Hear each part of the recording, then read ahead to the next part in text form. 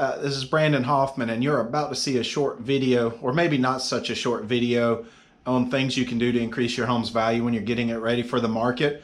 I wanted to address, before we actually get into showing you the remodel we did on this home, when is the appropriate time to bring in a real estate agent? I actually get that question a lot. And for me, I want to come in at the earliest possible time to make sure that you do the proper improvements and repairs, and that you spend your money wisely in areas you get a return on your investment. There's nothing I hate more, well, maybe a few things I hate more, but I don't like going into a home and seeing owners having wasted money on unnecessary things that they think increased the value of the home, but actually didn't increase the value of the home.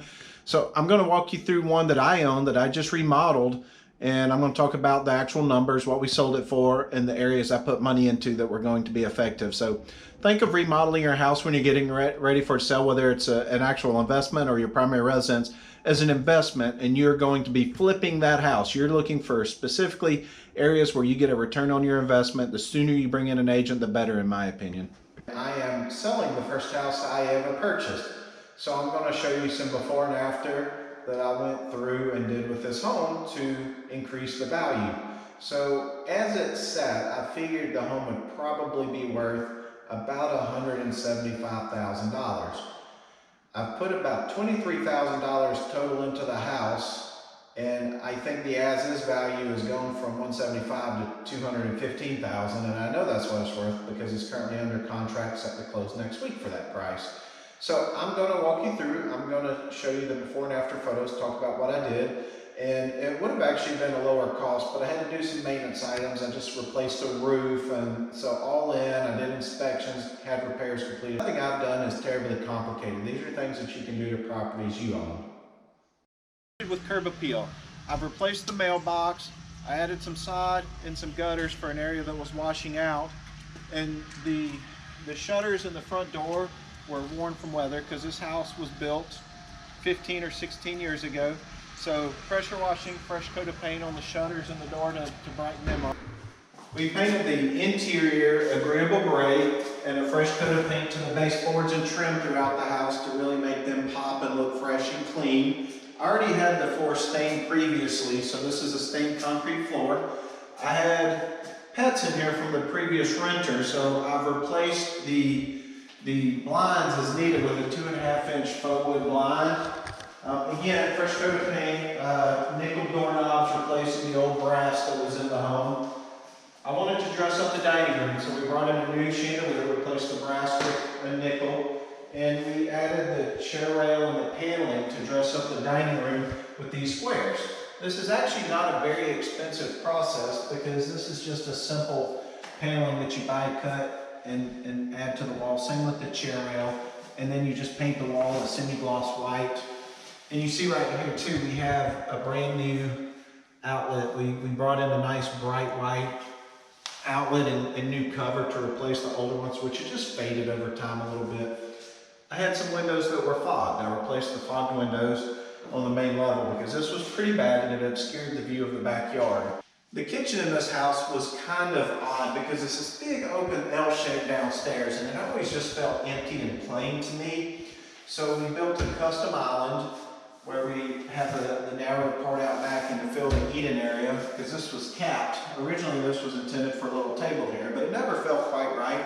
So we added a custom island with a little bar area where you can put a couple of stools and the kids can sit down and eat breakfast in the morning or have your cup of coffee or whatever you want to do.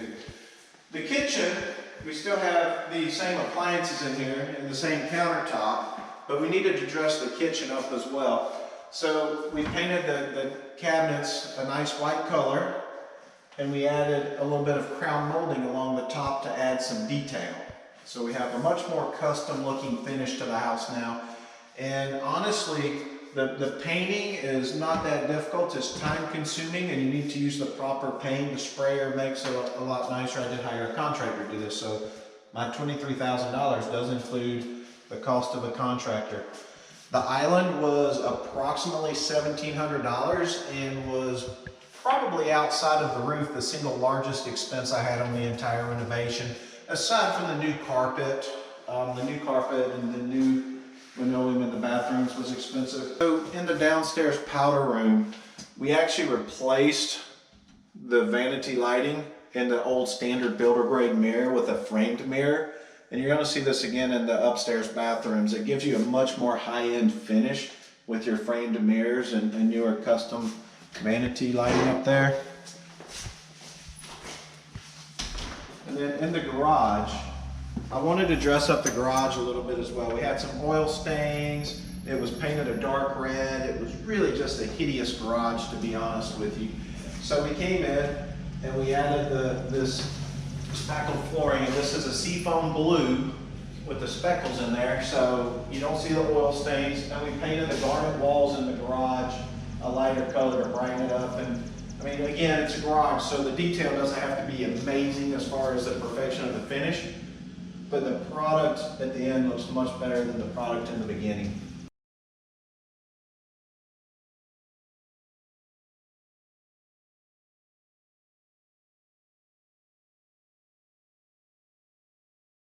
So we're upstairs in this 2-story house, which just for reference is a 3-bed, 2.5 bath, and about 2,400 square feet. So again, you see I replaced the face plates and the light switches with a new white one. And if you look at the smoke detector up here, same thing, the smoke detectors had yellowed over time and didn't look good anymore. So the details are where you make your money. I even replaced the smoke detectors with new ones.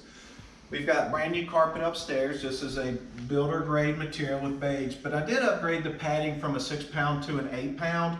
It's going to help extend the life of the carpet, and it makes it feel softer and more comfortable. So I spend the money on the padding and do a builder grade carpet, and everything comes out fantastic. Again, we've updated over time the light fixtures and the fans in the house. So a couple of the things we did in here. This was a dark blue paint, and we painted the entire house the same agreeable gray color, and it makes it look so much nicer and brighter and warm. And the paint up here was thin on the scuttle hole door, so we even came in and painted the scuttle hole door. So everything is bright and shiny and new. So the second bedroom, we're not going to bother to look at. It's the same as this one, and we're going to go look at the owner's bathroom here. So I'll give you an idea of something I did new. Windows fogging happened. They're more cosmetic.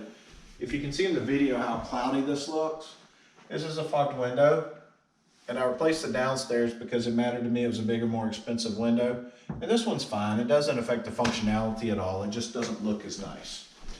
So when we go into the bathroom in here, again, just like the new carpet, I did new flooring in the bathroom. So this is a brand new vinyl floor we've installed, and again, we've taken off the builder grade one mirror with no framing or anything. It didn't look nice at all. And we've added 2 framed mirrors. Again, the expense doesn't have to be great. I just picked these up off the shelf at Lowe's. They were approximately $40 to $50 a piece, but the bang for the buck, you can't beat it. Same thing with the vanity. This is a basic $15 vanity light kit, and we replaced the older brass one. And the toilet was an older, lower one. It was worn out. So I actually replaced the toilet in the owner's bathroom with a nicer raised toilet. So it's, again, a little bit more high-end. That's the feel I'm going for, because people aren't going to come in and pay top dollar if they don't feel like they're getting quality for the house. So I wanted to have this finished product. Once all the work was done, I listed the home. It sold relatively quickly. And again, I feel we got top dollar at $215, which I expected to because we're in a seller's market right now. So for a total investment of about $23,000, again, including the roof and some other things from the home inspection that don't show up cosmetically, $23,000 became about a $40,000 return total. So that's solid. I'm very happy to spend $23,000 in exchange for making an extra $40,000 when I sell the home.